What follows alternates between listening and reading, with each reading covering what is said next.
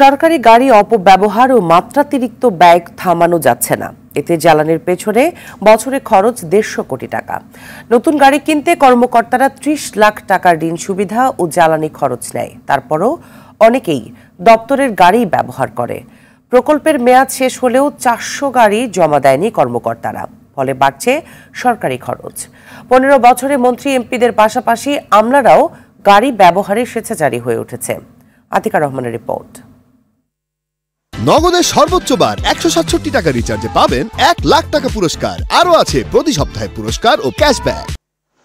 সরকারি চাকরি বিধি অনুযায়ী উপসচিব পদমর্যাদা কর্মকর্তা পর্যন্ত সরকারি গাড়ি সুবিধা পান। বর্তমানে যে সংখ্যা 2500। এসব গাড়ির পেছনে প্রতি বছর শুধু জ্বালানি খরচ হয় 150 কোটি টাকা।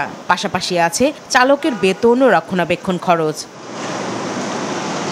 আওয়ামী লীগের আমলে কর্মকর্তাদের নতুন গাড়ি কিনতে বিনা সুদে 30 লাখ টাকা ঋণ সুবিধা দেয়া হয়। জ্বালানি খরচ হিসেবে প্রতি মাসে দেয়া হয় আরও 50,000 টাকা। সরকারি সুবিধায় নতুন গাড়ি কিনে অনেকেই দপ্তরের গাড়ি ছাড়ছেন না। বাসায় গাড়ি রেখে রুটের গাড়ি চড়েন, ব্যবহার করেন মন্ত্রণালয় ও প্রকল্পে যানবাহন। পরিচয় গোপন রেখে জনপ্রশাসন মন্ত্রণালয়ের এক কর্মকর্তা বিষয়টি স্বীকার করেন। গাড়ি কেনার সুবিধা নিয়ে অনেক কর্মকর্তাই দপ্তরের গাড়ি ব্যবহার করেন। তারা ভাড়াও পরিশোধ করেন না। প্রকল্পের গাড়ির যথেচ্ছ ব্যবহারও আছে, ফলে সরকারি ব্যয় বাড়ছে।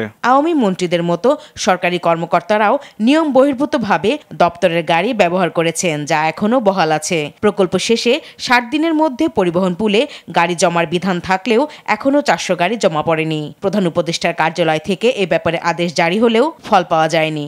2006-এর একটি সার্কুলার আছে যে প্রকল্প সমাপনের 60 দিনের মধ্যে আপনার এই গাড়িগুলা পরিবহন পুলে জমা দিতে হবে। সচল গাড়ি, অচল গাড়ি না। কিন্তু বিভিন্ন কারণে এই গাড়িগুলো আমরা সময় মতো পাচ্ছি না। এতে পরিবহন পুল ও সাফারিংসের মধ্যে আছে। তবে আমাদের এমন কোনো মেকানিজম নাই যে যাতে তাদেরকে আমরা গাড়ি দেওয়ার জন্য বাধ্য করতে পারি।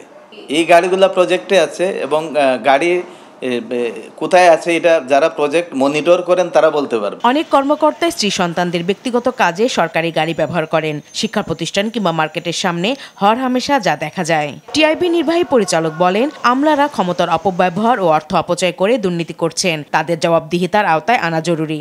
সরকারিভাবে যে স্বাভাবিকভাবে যে ব্যবহৃত এন্টাইটেলমেন্টের মাধ্যমে অংশ হিসেবে যে প্রাপ্য সেটা ভোগ করেছেন, আবার প্রকল্পের গাড়ি ব্যবহার করেছেন। এটা বহুমাত্রিক প্রতারণা এবং দুর্নীতি এখানে সংঘটিত হয়েছে এবং সেটা সম্ভব হয়েছে এই কারণেই যে তারাই কিন্তু ক্ষমতার ভিত্তি ছিল।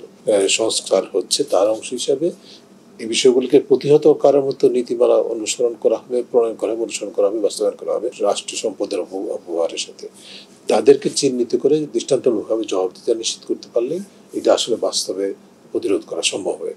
জনগণের করের টাকায় সরকারি যানবাহনের যথেচ্ছ ব্যবহার ও অর্থ অপব্যয়ে এখনই লাগাম টানার দাবি সচেতন সবার। আতিকা রহমান, RTV, ঢাকা।